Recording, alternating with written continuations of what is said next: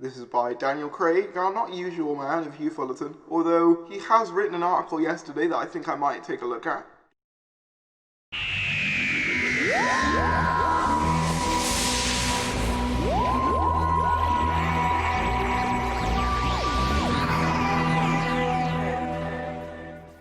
Doctor Who. How long is the Doctor imprisoned ahead of the festive special? New pictures and comments from Jodie Whittaker suggest that Revolution of the Daleks could take place later than anyone expected. This is by Hugh Fullerton, the man I mentioned earlier, who seems to be the resident Doctor Who guy at Radio Times.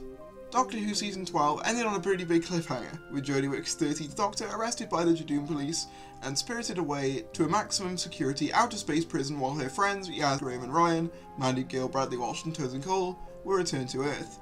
Initially, fans weren't too worried about the Doctor's predicament, assuming she would just be able to break out with ease, but new pictures for the series' upcoming festive episode, Revolution of the Daleks, tell a different story, suggesting that Whittaker's Time Lord will be out of commission for a long while.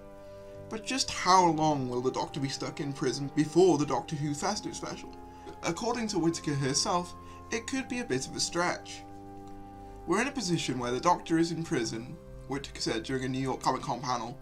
Clues in the photograph that I may be in there for a while. Specifically, Whittaker's drawing attention to the first preview picture from the episode, which shows the Doctor somewhat bedraggled and unwashed, and changed into a prison jumpsuit, scratching marks onto her cell wall to denote the passage of time. Just by the change in the Doctor's outfit, we know the Doctor's been in the institution for at least some time, while the scratches, grouped in 10s rather than the usual 5s, give a sense that the Doctor's imprisonment has been significantly longer than most expected. To go into frankly embarrassing detail, there are around 40 scratches visible, not counting any that may be hidden behind Whittaker herself or in unseen parts of the room. Does each scratch denote a day, in which case it's been a tricky month or two for the Time Lord? Are they months? In which case, in groups of 10 seems like an odd metric, or could we be talking years? After all, we've seen incarnations of the Doctor accrue a long life without any visible signs of aging. Matt Smith's 11th Doctor aged around 200 years between series at one point. So there's nothing ruling out decades-long imprisonment for Whittaker's incarnation. And when sentencing the Doctor, didn't the Judoon say it was a whole life imprisonment, as opposed to the traditional life sentence? We may discover what that means, Whittaker teased, when asked exactly about what a life sentence means for a long-living, regenerating Time Lord. Or maybe we won't. This is basically just the same article again, but we're betting at that for the least. The Judoon could intend to imprison the Doctor for the entire length of her current incarnation, which could mean that centuries in the slammer by the end of Matt Smith's Doctor had lived around 1,100 years in that particular body. Alternatively, it could be that they intended to keep her forever beyond any regenerations. Now, of course, that won't actually happen in the episode. It'd be a pretty bleak and boring festive episode if the Doctor just moped in her cell for a millennia.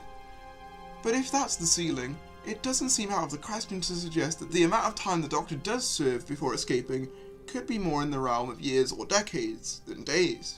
But what of her companions on Earth, I hear you ask?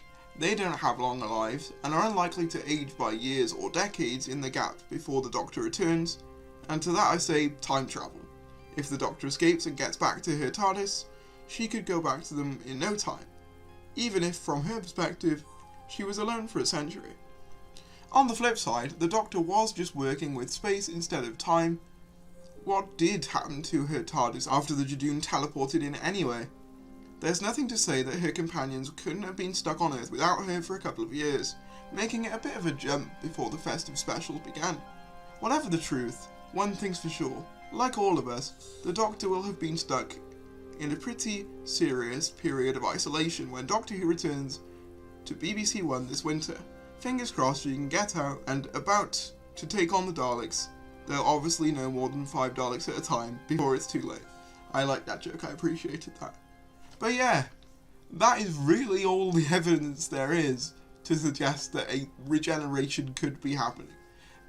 One tenuous bit of evidence that it could mean her entire incarnation's life, and one other bit of tenuous evidence suggesting that, I don't know.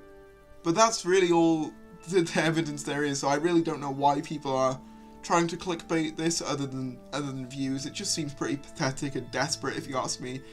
Like I say, I've made mistakes in the past, but I've always been upfront when I got it wrong, and I think that it's deceptive to lie to your audiences, so I'm just going to tell you the facts as I see them, and the facts as I see them are that Jodie Whittaker is not going anywhere anytime soon.